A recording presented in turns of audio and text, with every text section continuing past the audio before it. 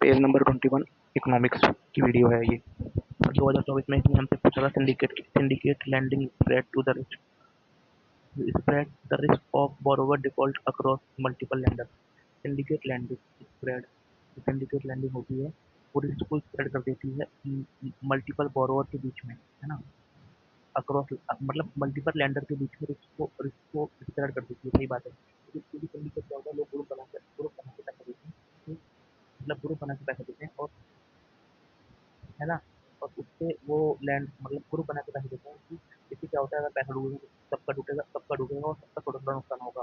The syndicated loan can be fix amount of lump sum of fund, ठीक है।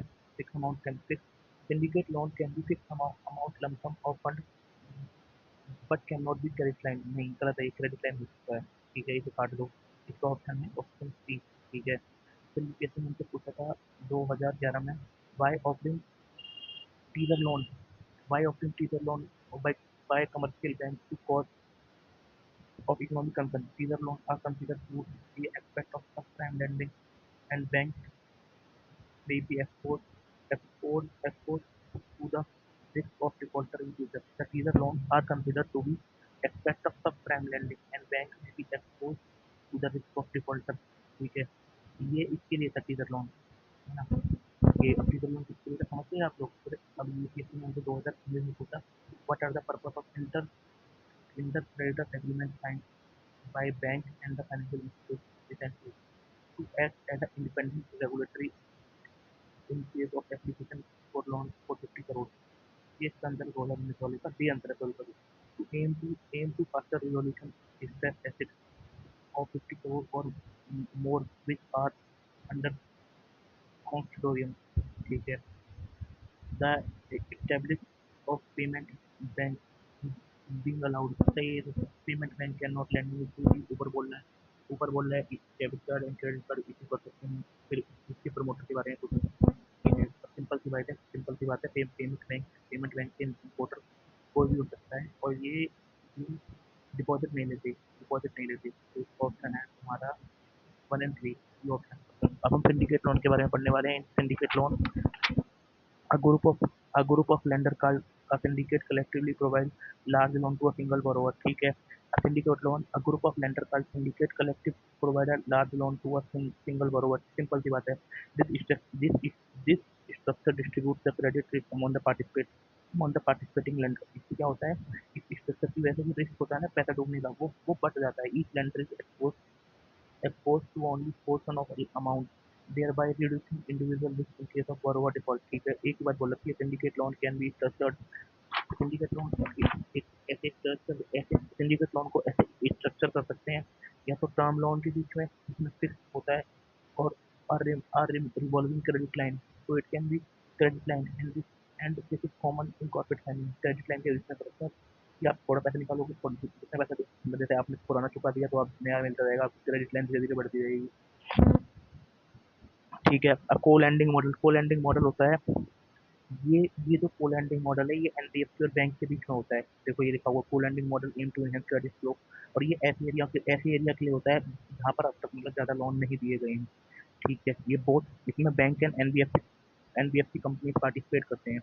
Partnership और all registered NBFC including house finance company housing finance company based on prayer agreement, पहले agreement कर लेते हैं उसके base पे होता है। इसमें क्या होता था, एनबीएफसी को मिनिमम 20% देना पड़ता है, बैंक को 80% देना पड़ता है। सारा कागज डॉक्यूमेंटेशन सब कुछ एनबीएफसी देखेगी, और बैंक उस पर डील नहीं करेगा। बैंक कस्टमर से डील नहीं करेगा, वरना बैंक कस्टमर से डील नहीं करेगा, और इंटरेस्ट रेट बैंक और एनबीएफसी का दोनों का मिला के होगा, और ना रेगुलेटरी बैंकिंग। और इसको ना बैंक जो जो इसके तहत लोन दिए जाएंगे, इसको बैंक पीएसएल में भी काउंट कर सकता है। अब हम समझ में आ गया आपको लैंडिंग मॉडल क्या होता है। इसमें क्या होता है, बैंक एंड एनबीएफसी होते हैं, हाउसिंग फाइनेंस कंपनी होती है। अब इसमें क्या होता है, और ना और 20% पैसा एनबीएफसी देती है, 80% पैसा बैंक देता है ना। और इसमें क्या होता है, सारे काम एनबीएफसी देखेगा, बैंक डायरेक्ट कॉन्टेक्ट नहीं करेगा कस्टमर से, है ना। क्योंकि एनबीएफसी ना फ्लेक्सिबल होते हैं, एनबीएफसी कस्टमर के अकॉर्डिंग वो बना सकते हैं, मतलब गाइडलाइन बना सकते हैं, ये फ्लेक्सिबल लोन बांट सकते हैं। बैंक बैंक के पास ये सब काम नहीं होते, है ना। सिंगल पॉइंट, ठीक है। अब इंटरेस्ट रेट दोनों का मिला जुला होगा, देन आप ये देख लीजिए, एंड इसको बैंक प्रायोरिटी सेक्टर लेंडिंग के तहत ले सकता है।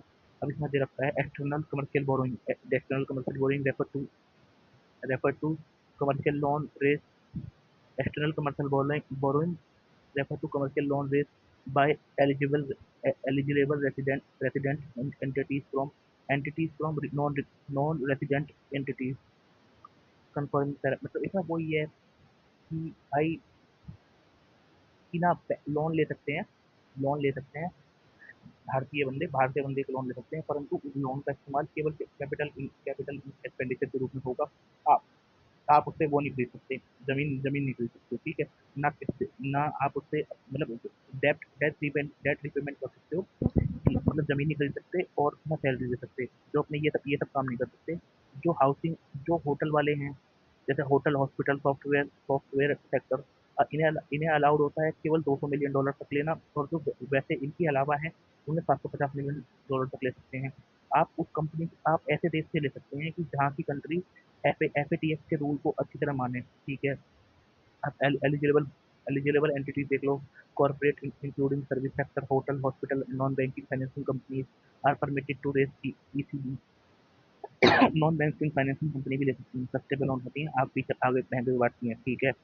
The maximum amount of ECB which can raise by a corporate other than hotel hospital and software sector 750 million, और एक फाइनेंशियल ईयर में, ठीक है। द कॉर्पोरेट, ये जो बाकी लोग हैं ये केवल ले सकते हैं होटल और तुम्हारा होटल हॉस्पिटल और सॉफ्टवेयर ले सकते हैं, $200 मिलियन तक ले सकते हैं। ये ऑल इन कोर्स ceiling subject periodically revised by RBI include rate of interest other fee expensive, ये सब आरबीआई डिसाइड करता है। ECB can such as capital expenditure refinance, ठीक है। आरबीआई सब बाय आरबीआई, है ना। और देखो कैपिटल एक्सपेंडिचर कर सकती है और आरबीआई जो बताएगा वो करना पड़ेगा, ठीक है। और कुछ है भी नहीं, और देख लेते हैं। It is equivalent in a financial year for meeting currency and rupee capital expenditure for permissible and use. हाँ, वो लैंड के लिए यूज नहीं कर सकते, ये बात पहले बोल दी थी। बेदल थ्री नॉर्म्स की बेदल थ्री नॉर्म बहुत आसान है। बेदल के लिए बैंक को खतरे से बचाने के लिए, वैसे दुनिया ने 8 कर रखा है, हमने 9 कर रखा है। टायर वन कैपिटल 7% होनी चाहिए, tier two capital tier two capital 2% होनी चाहिए, कॉमन इक्विटी 5.5% होनी चाहिए, यही सब है, ठीक है।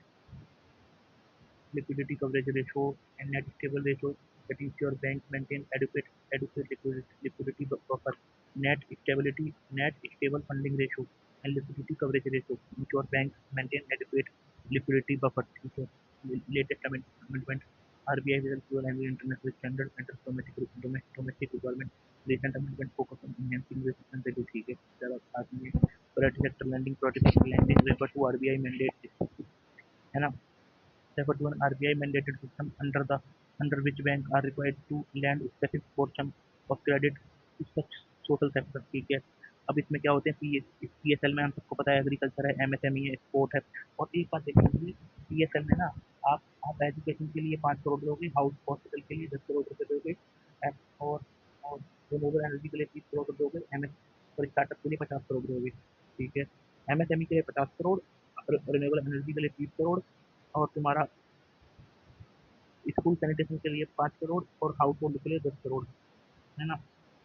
High weightage incremental credit private, और ज़्यादातर आप ज़्यादातर उनमें दोगे जो क्रेडिट मतलब जहाँ पर कम लोन मिलता है, ठीक है, रीजनल इम्बैलेंस।